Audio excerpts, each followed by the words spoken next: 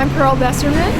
It's Friday, the 26th of April, and we are all going to be gathering here at lovely Coffee Talk Cafe for my book launch, my newly released novel, Kabuki Boy. Thanks. He is going to try and come. Darling, thank you for coming. Thank you for that.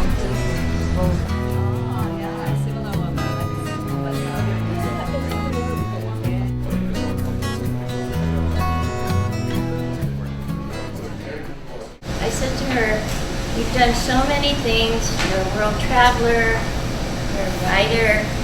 Is there anything you haven't done that you still want to do? She said, I want to bring compassion to the world. I love what she said about bringing compassion to the world. In a way, that sums it all up. But I just want to say I'm delighted to be here at the launch of Kabuki Boy.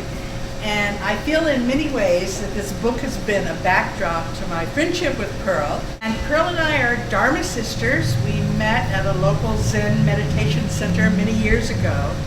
And Perle shares that both as a friend, and she definitely shares that within her writing as well, as something you'll find. And so it's my great honor to be here and to launch Kabuki Boy. I'm looking so forward to it, and can't wait to hear you read. Aloha.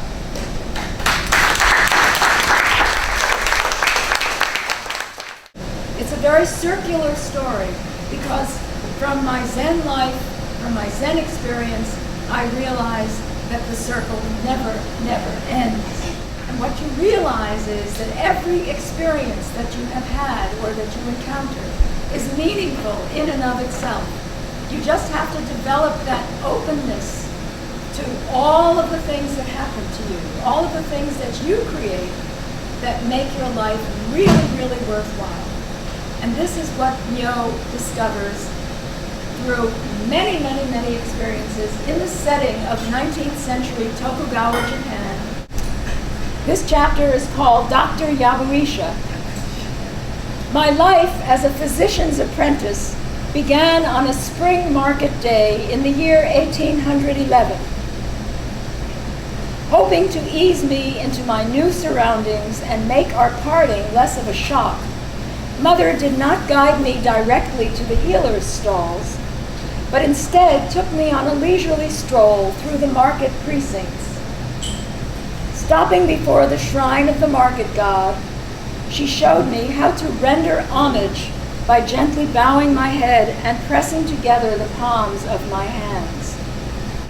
Kabuki Boy, Perle Besserman. What do you do to earn a living? I teach Zen. I don't earn a living from it. I used to be a professor of comparative literature and women's studies, taught all around the world, in China, Europe, the United States, everywhere. And that we were destined for a grand Kabuki-style reconciliation in the future. This is Iwai Hanshiro. What do you do to enhance the aesthetic nature of your life? I write, Yeah. I dance, I meditate, I sing, and I listen to the birds. Forcing a little laugh, she added, besides, they're notorious for not paying their bills. But her attempt at lightheartedness fell amiss, for I noted that she was not addressing me in her usual crooning sing-song fashion, but was speaking in the formal, distant tone she used with adults. How important is your spirituality? It's the crux of my life, and you and I should know that because we do it together and have done it for the past over 30 some odd years. Unaccustomed to her coldness, I was on the verge of tears, but was soon diverted by a noisy, swaggering crowd of construction workers emerging from the shady alley of a swordsmith's shop behind us. The men were too busy chattering to look where they were going, and Mother had to press herself against the wall of an ink and paper stand to give them room to pass. Is there an autobiographical nature to this Kabuki Boy work? In some sense, yes. I was an actor for many years as a young kid. I was surprised to find that her hands were cold, for the day was unseasonably warm. My own hands were sweating with excitement. It was the first time I had ever been to the market. Who knows, you might even see a face resembling that of your real father there. Since I had never seen my real father, I didn't know what to look for.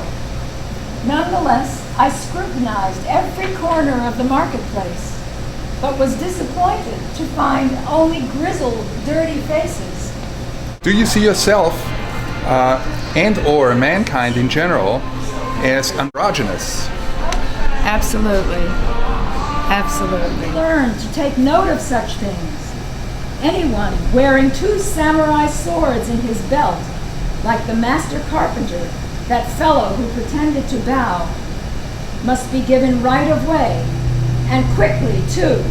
You can lose a limb, or even your head, if you're too slow. Historical isn't comfortable. It wasn't comfortable in Japan, and it wasn't comfortable anywhere in the world. Current reality is uncomfortable for a different reason, but it's still uncomfortable. When Mother stopped in front of a tiny shop crammed with bolts of cloth, where 2 women were engaged in fashioning a kimono. One tucked and girdled the fabric, while the other played dummy. The model stood so still that when she lifted her arm to wave at me, I was startled and leapt backward. Your mother and I would see each other again.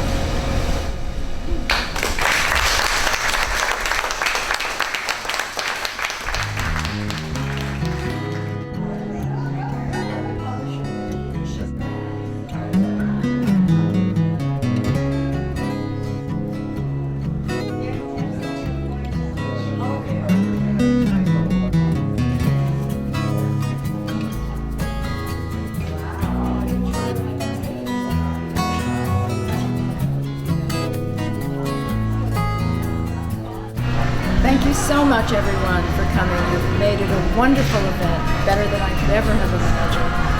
If you want to continue, you might be able to pick up Kabuki Boy from my website, or from Amazon, or from aqueousbooks.com. My website is www.perlebesserman.net. Aloha and mahalo.